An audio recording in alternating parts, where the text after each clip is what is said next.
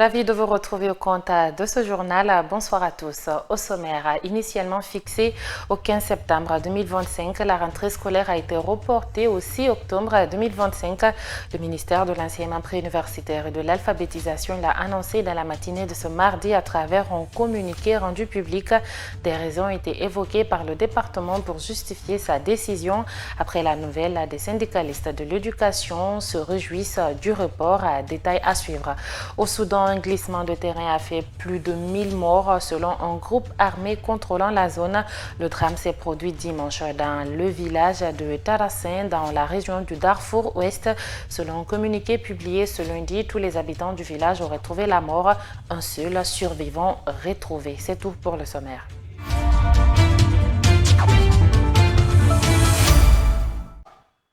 Encore bonsoir. La rentrée scolaire est reportée au 6 octobre 2025. L'annonce a été faite par le ministère de l'Enseignement préuniversitaire et de l'Alphabétisation ce mardi à travers un communiqué rendu public. Dans une interview accordée à notre rédaction, le porte-parole du MEPIA a donné les raisons qui ont prévalu à ce décalage. Bangalé Kamara. Les rentrées administratives et pédagogiques pour l'enseignement préuniversitaire sont toutes reportées selon le communiqué du département de l'alphabétisation. Effectivement, les deux dates qui avaient été fixées pour la rentrée administrative et celle pédagogique, respectivement le 15 au 25 septembre, viennent d'être reportées au 25, respectivement au 25 et 6 octobre 2025. Au fait, la rentrée administrative va être reportée au 25 septembre prochain, 2025, et la rentrée pédagogique au 6 octobre 2025. Les raisons de ce report sont connues. À en croire Mohamed Ansay Gawara, elles sont liées à une demande du ministère de l'Administration du Territoire et de la Décentralisation à travers la Direction générale des élections. Ce report est intervenu suite à la demande du ministère de l'Administration du Territoire et de la Décentralisation de MATD, principalement au niveau par sa Direction générale des élections, qui doit utiliser près de 50 000 enseignants au cours du scrutin référendaire à venir. Et donc, pour que nos enseignants et encadrants puissent participer pleinement à ce scrutin référendaire à venir le 21 septembre, il a été opportun donc de reporter l'ouverture des classes qui étaient prévues anciennement depuis l'année dernière. La nouvelle est tombée alors que les inquiétudes grandissaient au sein des parents et élèves sur les conditions économiques difficiles dans le pays. Au syndicat libre des enseignants et chercheurs de Guinée, SLEG, le report de la rentrée scolaire est célébré comme une victoire syndicale. Aboubacar Souma, président de cette structure, se réjouit de l'annonce du ministère de tutelle. Mohamed Lamine Dafé. Téléphone à l'oreille, sourire aux lèvres, Aboubacar Souma communique dans la joie avec ses collaborateurs après l'annonce du report de la rentrée scolaire. Le président du syndicat libre des enseignants et chercheurs de Guinée, SLEG, accueille la nouvelle avec joie et fierté. Ce report au 25 septembre, la rentrée administrative, et le 6 octobre, la rentrée pédagogique officielle, n'est pour nous que vraiment un sentiment de satisfaction. Puisque, une fois de plus, comme vous l'avez constaté, le gouvernement a encore prouvé pour nous qu'ils sont à l'écoute du syndicat, ils sont à l'écoute du mouvement syndical. Le ministre a prouvé, n'est-ce pas, que c'est un ministre de dialogue. Cela est intervenu après une invitation faite au syndicat de l'éducation par le ministère de l'enseignement préuniversitaire et de l'alphabétisation ce mardi. Aboubacar Souma explique. Oui, c'est ce matin qu'on nous a conviés à la rencontre et ils nous ont dit qu'ils ont envisagé de reporter la date au 6 octobre. Et donc, avant qu'on sorte même de la réunion, ça trouvait qu'ils ont déjà envoyé les messages la radio. Donc pour nous, ils nous ont entendus. Par rapport à l'argument émis par le porte-parole du MEPUA relatif à une demande faite par le MATD, Aboubacar Souma dit ne pas être informé de cette situation. Nous avons appris que 50 000 enseignants, n'est-ce pas, sont impliqués dans le processus référendaire. Nous avons appris que c'est le SNE qui a négocié ça. Nous avons appris comme ça, mais nous n'avons pas été associés. Nous, SLEC, nous n'avons pas été informés. Aboubacar Souma informe que l'intercentrale de l'éducation avait préalablement déposé un mémorandum dans lequel elle a mentionné plusieurs points de revendication. Le SLEG, la FSPE et le SNE sont les trois structures syndicales impliquées dans son élaboration. Il est au micro d'Ansou Baïle Baldé. Et ce mémo-là, qui a été déposé hier au ministère de l'Enseignement préuniversitaire, n'est-ce pas, contient plusieurs points. Non seulement le report de la rentrée, mais aussi la signature, la révision et la signature du statut particulier de l'éducation et de l'enseignement préuniversitaire. Donc, nous avons consigné dans ce mémo ce point. Ensuite, l'engagement des enseignants contracteurs de Conakry et les enseignants non retenus, parce que déjà il y a un besoin criard qui s'exprime au niveau de l'enseignement préuniversitaire. Nous avons encore demandé l'organisation des examens professionnels. Et là aussi, nous avons vu que le ministre a réagi. Le Bruno a déjà prié, parce que j'ai vu le communiqué ce matin, fixant la date de l'organisation de ces concours-là, de ces examens professionnels-là. D'autres préoccupations, c'est le blocage des enseignants, des élèves des enseignants, n'est-ce pas, depuis 2023. 2024, il y a des franges, n'est-ce pas, d'enseignants dont les salaires sont coupés. Et nous avons tous là exprimé ça dans notre mémo qui est déposé maintenant là, au niveau du gouvernement. Et puis à Yimbaya École, un incendie a ravagé le contenu de 6 chambres pour 2 bâtiments. Il n'y a pas eu de perte en vie humaine, mais les dégâts sont énormes. Selon les sinistrés, un court-circuit serait la cause de l'incendie. Michel Yumba, Wendeno. 2 bâtiments pour 6 chambres ont été touchés par le feu. Les dégâts sont grands. Les sinistrés parlent d'un court-circuit. Des lits et leurs matelas, des congélateurs, des habits et autres objets de valeur ont tous été incendiés. Mohamed Lamine Fofana, témoin, revient sur les circonstances. Ce qui s'est réellement passé, c'était suite d'un coup de circuit. Donc, et la maison, que ce soit ici et derrière, vous avez pris même quelques images.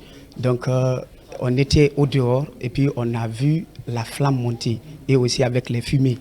Donc quand même on a eu beaucoup d'aide de nos voisins et avant l'arrivée des pompiers, ça trouvait que les enfants quand même se sont battus et ils ont quand même pu nous aider à éteindre les flammes. Mais quand même il y a eu beaucoup de dégâts des matériaux.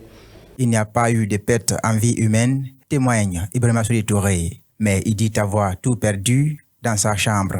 Ainsi, il demande l'aide des bonnes volontés. Ce que je peux dire aux gens, c'est de nous venir en aide. Personne ne s'attendait à ça et personne ne s'était planifié pour ça. Si on pouvait garder de l'argent pour les difficultés, on l'aurait fait. Tout ce qu'on demande, c'est de nous venir en aide, c'est de nous aider à reconstruire notre maison.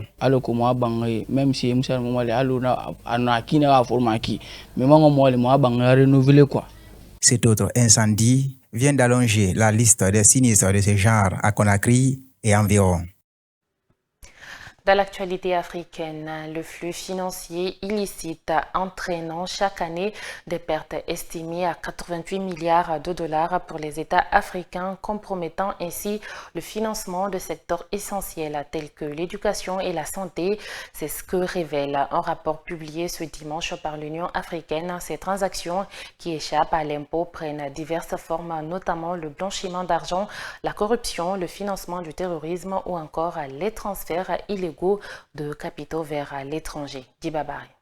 Dans son rapport, l'Union africaine souligne que ces pratiques illicites se poursuivent notamment à travers les fausses facturations, l'évasion fiscale ou encore la manipulation des prix des matières premières. Pour y faire face, L'organisation a mis en place plusieurs mécanismes, dont des groupes de travail dédiés à la récupération des avoirs détournés à l'étranger et au contrôle de secteurs sensibles, particulièrement exposés aux exportations non déclarées comme l'industrie minière. À l'échelle nationale, de nombreux pays africains ont instauré des unités de renseignement financier et des services fiscaux spécialisés. Toutefois, le rapport estime que ces dispositifs restent insuffisants et peu efficaces.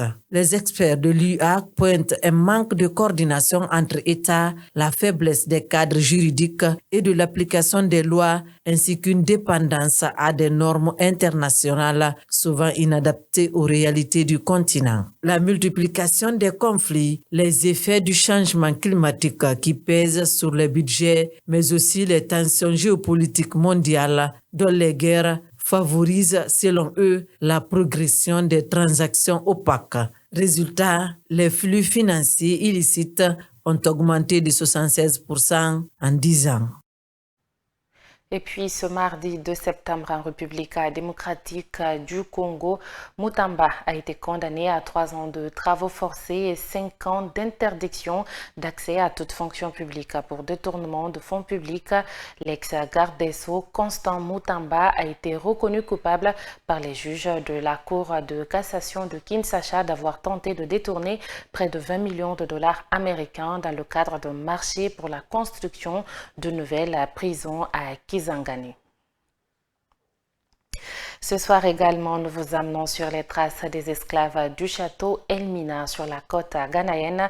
Cette forteresse est construite par des marchands d'esclaves portugais en 1482. Au cours de son histoire, le château Elmina a fait objet de plusieurs batailles entre Hollandais, Portugais et Anglais. Reportage à Mamadou Tanba. La forteresse du château Elmina a servi pendant 400 ans comme la maison des esclaves prête à rejoindre le continent américain via l'océan Atlantique. C'est dans cet endroit horrible, par la proximité des donjons qu'étaient gardés les esclaves avant leur départ. Elmina a été construit par les marchands d'esclaves portugais en 1482. La traite négrière a connu un moment de gloire sur cette côte de l'Atlantique. Portugais, Hollandais et Britanniques s'y sont successivement installés. Cette place a également servi à l'explorateur portugais Diogo de Ajambuja pour le commerce de l'or du Ghana. C'est le premier comptoir commercial construit sur la côte de Guinée et la plus ancienne construction européenne qui existe aujourd'hui au sud du Sahara. En 1637, les Hollandais lancent 2 batailles à l'issue desquelles ils sortent vainqueurs des Portugais et s'emparent des installations. Ils y resteront jusqu'à l'interdiction de la traite négrière en 1814. Le fort Saint-Georges de la Mine, appelé encore Château Elmina, fait partie des forts de la côte ghanéenne inscrits sur la liste du patrimoine mondial de l'UNESCO depuis 1979. Je vous l'annonçais à l'entame au Soudan, un glissement de terrain massif et dévastateur a frappé dimanche le village de Tarazan dans la région du Darfour Ouest, causant plus de 1000 morts selon un groupe armé contrôlant la zone. Dans un communiqué publié ce lundi 1er septembre, le mouvement armé de libération du Soudan affirme que tous les habitants du village auraient péri à l'exception d'une seule personne, Hawa Mansari.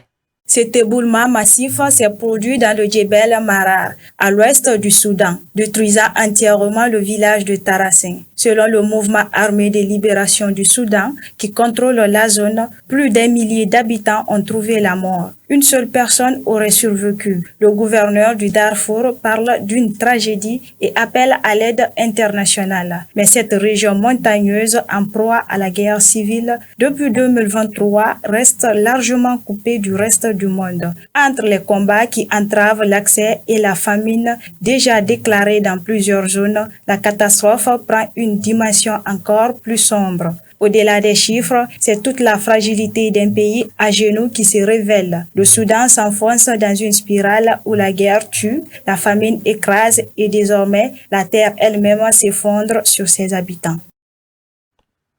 Et voilà, c'est la fin de ce journal. Merci à tous de l'avoir suivi. Au revoir.